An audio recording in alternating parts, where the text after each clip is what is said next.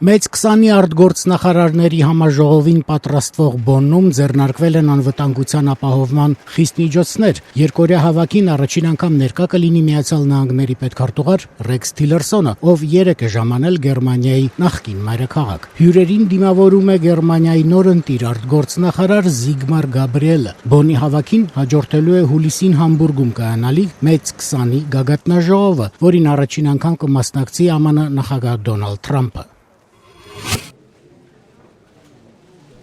Միացյալ Նահանգների նախագահ Դոնալդ Թրամփը Իսրայելի վարչապետ Բենյամին Նեթանյահուի հետ հանդիպման ժամանակ հերթական անգամ խոստացել է հետ պահել Իրանին միջուկային զենքի մշակումից եւ քննադատել է Թեհրանի եւ գերտերությունների միջև կնքված միջուկային համաձայնագիրը։ Ամենավատ գործարքներից մեկը Իրանի հետ էր։ Իմ վարչակարգը արդեն նոր պատժամիջոցներ է սահմանել Իրանի նկատմամբ։ Ես ամեն ինչ կանեմ, որ Իրանը երբեք չստեղծի միջուկային զենք։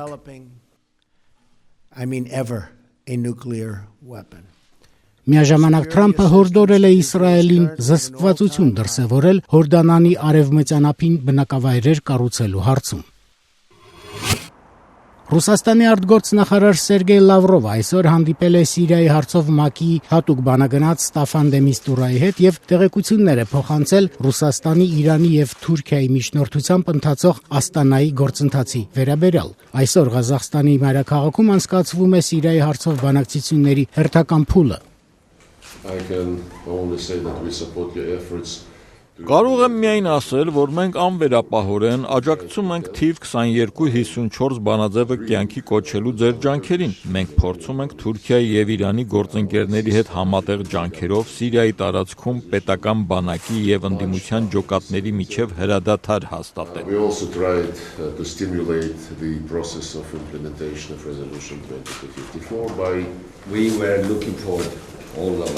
Մենք այստեղ ենք եկել հենց այն նպատակով, որը դուք նշեցիք, նպաստել Աստանայի բանակցություններին, որովհետև համոզված ենք, որ Սիրիայի բանակցություններին առնչվող ցանկացած գործոն սկսվում է հրադադարից։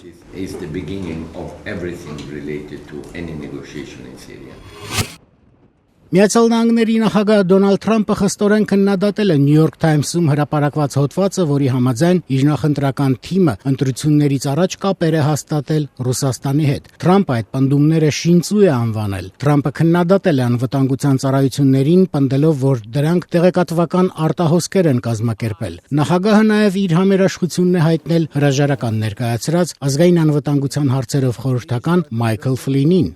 Մայքլ Ֆլինը, գեներալ Ֆլինը հրաշալի մարդ է, կարծում եմ մամուլը նրա նկատմամբ շատ անարդար է վարվել։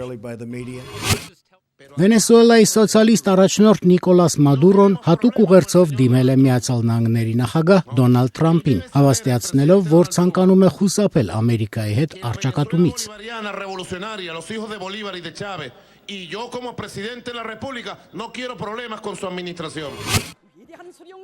Հյուսիսային Կորեայում զորահանդեսներով, համերգներով, հանդիսավոր այլ միջոցառումներով նշում են հանգուցյալ առաջնորդ Կիմ Չեն Իրի 75-ամյակը։ Հիմնական արարողությունն անցկացվել է Արևի պալատի անվամբ համալիրին հարող հրապարակում։ Պալատում պահվում են կոմունիստական Կորեայի հիմնադիր Կիմ Իր Սենի եւ նրա որդու երկրորդ նախագահ Կիմ Չեն Իրի զմռսված դիակները։ Կիմ Չեն Իրի ծննդյան օրը Հյուսիսային Կորեայում պետական տոն է, որը կրում է Փայլուն Աստղ անունը։ Ուշագրավ է, որ հիմնադիր նախագահի թոռը, երկրորդ նախագահի որդին, ներկայիս նախագահ Կիմ Չեն Ինը այսօրվա միջոցառումներին ներկա չէր։